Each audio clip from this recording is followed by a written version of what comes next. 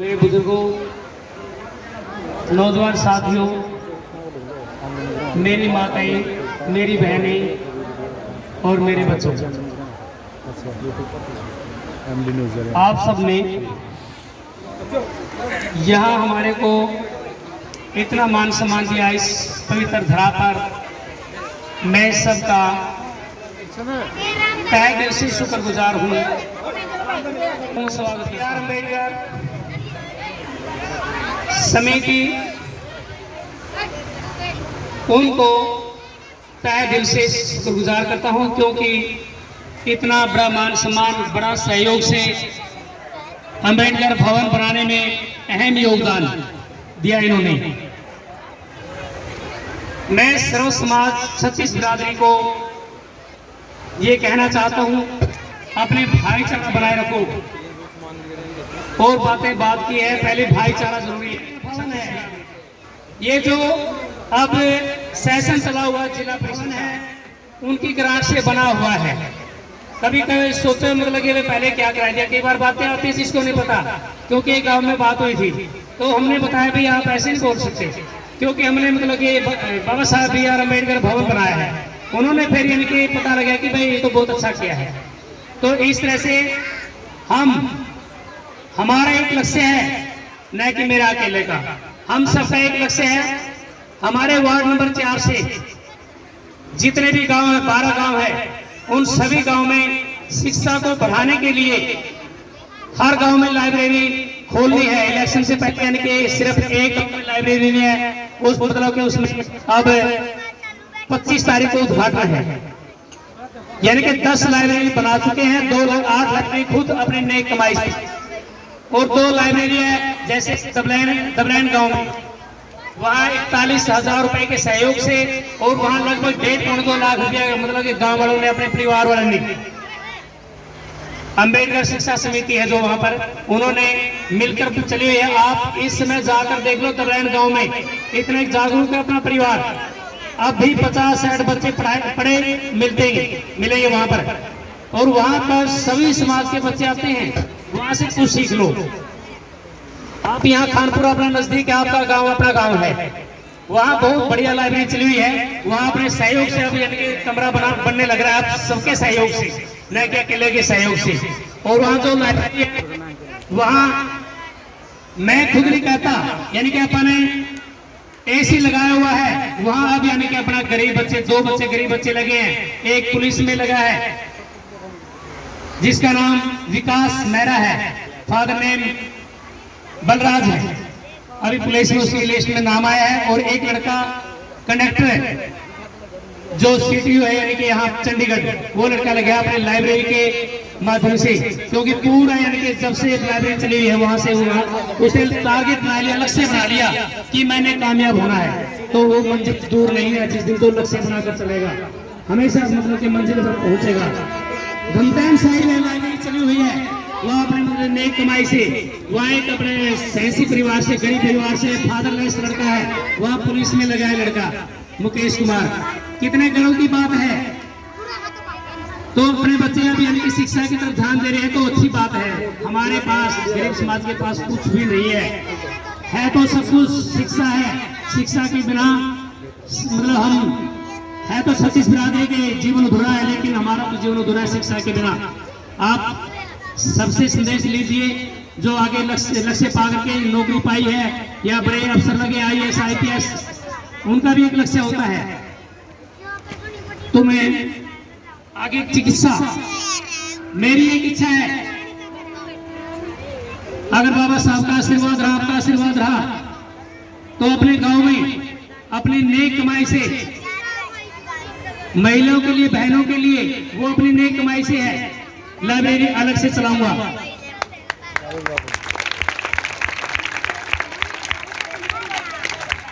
आगे चिकित्सा मतलब कि यहाँ जिस गांव में डिस्पेंसरी नहीं है वहाँ डिस्पेंसरी खुलवाएंगे, जहाँ CSC है वहाँ यानी कि PSC करवाएंगे मेडिकल, और जहाँ PSC है वो लंबा प्रोजेक्ट है, वो अपने बस के PSC तो। और आगे है पीने के पानी, ये मैं वादा करता हूँ, पीने के पानी यानी हर घर में पानी, हर घर में पीने का पानी पहुंचाएंगे, ये मेरा वादा है।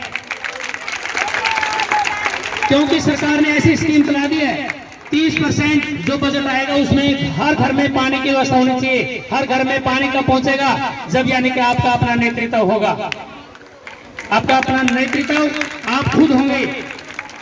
आशा भिखेवाला नहीं, आप खुद होंगे। आपका अपना मान सम्मान है, और ये आपकी बहू है, आपकी बेटी है, आपकी इज्जत है।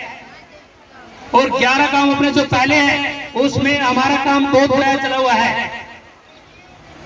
हर गांव में जिस कैंडिडेट के हर गांव में वोट होते हैं वो कभी हारता नहीं है, ये बुजुर्ग भी कहते हैं, उनका अनुभव भी है। और आपके अपने 12 के 12 गांव में अच्छे वोट हैं, खूब वोट हैं, तो उसको कोई हरा नहीं सकता। केवल और केवल आपका आशीर्वाद की जरूरत है, 36 बिरादरी के जन की जरूरत है। और ये जो गरीब बेटी है आपके बीच में, आशा भिखेवाला, जुलाना की बेटी है, सरसोद गांव की भांजी है, और हमने नए वर्ष में बिना दान दहेज के शादी की है। ये कितना अच्छा संदेश है। परमपिता परमेश्वर ने बाबा साहब के आशीर्वाद से हाल की घड़ी कोई कमी नहीं है अपने परिवारों में।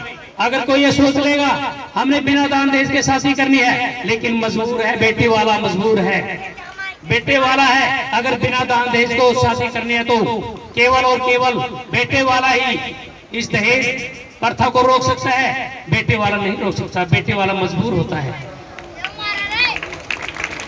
एक गरीब परिवार है जिसके पास खाने का साधन नहीं है, वो भी अपनी बेटी को सोचता है कि मैं ये दूं, मैं वो दूं अपनी बेटी को, लेकिन मजबूर है।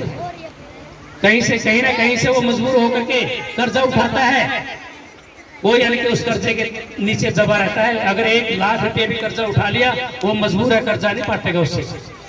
तो हम ये कहते हैं अपने 36 बिरादरी के भाईचारे को और विशेषकर गरीब परिवारों को, कोशिश करो कि बिना दान दहेज के शादी करें हम अपने परिवारों में। अगर सुख चाहते हैं, अगर किसी से मतलब कर्जा से छुटकारा चाहते हैं, कोई नहीं कहता कि क्या लेकर आए क्या नहीं, ये हमारी मतलब कि गलत नीति है। आप सोचिए इस पर, अपने पास क्या कमी है? परमात्मा ने सब कुछ दिया है बाबा साहब के आशीर्वाद से। तो गरीब परिवार की बेटी है, 4 बहनें, एक छोटा भाई है। हमने ये कहा था शुरू में ही, हमने बिना दान के हम दहेज मांगते, शायद वो जीवन मतलब अच्छा व्यतीत नहीं करता।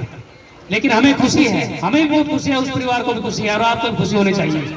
मैं एक संदेश देना चाहता हूँ, बेटी वाला प्रॉमिस कर ले, वादा कर ले कि हम बिना दान दहेज के शादी करेंगे। इसके बाद गरीब आदमी को क्या चाहिए?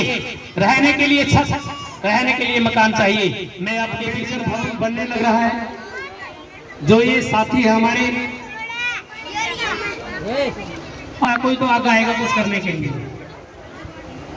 ये जो कमेटी है, मैं इन पर गर्व महसूस करता हूं, क्योंकि इन्होंने बड़े संघर्ष के साथ कहीं न कहीं से ग्रांट लेकर आए हैं, मेहनत के साथ ये काम कर रहे हैं।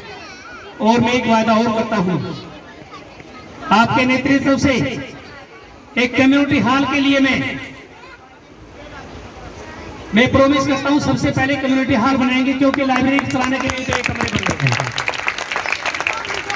और कुछ 36 बिरादरी में, 36 बिरादरी के समुदाय के लिए, हर समुदाय के लिए जो भवन आता है, उस भवन को 36 बिरादरी में बनाएंगे। ये नहीं है कि मतलब कि केवल एक समाज में बनाएंगे, 36 बिरादरी के समुदाय के लिए हम भवन बनाएंगे। मेरा एक लक्ष्य है, ये सुनने की बात है भाई, मैं आपके बीच में हूं, आपके अपने जो बुजुर्ग हैं उनकी मेहनत से मैं यहाँ आपके बीच में हूं। मजदूरी मैंने भी की है। जिस बंदे ने ऑटो चला लिया, 3 व्हीलर चला लिया, उससे बड़ा कस्टमाई कुछ नहीं है। मैंने 5 वर्ष ऑटो चलाया है, 5 वर्ष, और मैंने एक लक्ष्य बना लिया, भाई ऑटो से काम नहीं चलेगा। मैंने, क्योंकि मैंने कोर्स किया हुआ था, मेरे बुजुर्ग माँ बाप ने मजदूरी करके कोर्स करवाए थे, लेकिन अगर मैं ऑटो चलाता रहा तो फिर मैं आगे नहीं पहुंच पाऊंगा। मेरे समाज के बच्चे हैं आगे नहीं पहुंच पाएंगे। मेरा वो लक्ष्य था कि मैं एक न एक दिन यानी कि नौकरी हासिल करूंगा, लेकिन परमपिता परमेश्वर ने बाबा साहब के आशीर्वाद से 2000 में लिस्ट लगी थी, लक्ष्य पा लिया। तो मतलब कि मैंने नौकरी पाके रहना है और मैंने नौकरी पाने के बाद मैंने समाज में सेवा करनी है। और मैं वो शख्स हूँ, मजदूरी कर करके आपके बीच में आया हूँ और मैंने मतलब कि इतने जीऊंगा, इतने अपने गरीब समाज की सेवा करूंगा। 36 बिरादरी का जो गरीब समाज है उसकी सेवा करूंगा, इतने जीऊंगा मैं अपनी नेक कमाई से। यही एक लक्ष्य पाने का तरीका है। जिस बंदे ने लक्ष्य पाया है सर्विस के लिए, कोई भी साइड हो, लक्ष्य के बिना हम आगे नहीं बढ़ सकते। आप लक्ष्य पाइए बेटा। शिक्षा के बिना जीवन अधूरा है हमारा। अगर हमें शिक्षा मिल गई तो सब कुछ मिल गई। बाबा साहब ने देखो कितने कष्ट पेले हैं, किसने कष्ट झेले हैं, उनकी बदौलत आज हम इंडिपेंडेंट आजाद बनकर यानी कि भाषण दे रहे हैं। उनकी बदौलत है ये बाबा साहब की। उनके बिना हमारी बहनें बाहर नहीं जा सकती थी। बाबा साहब का आशीर्वाद है ये।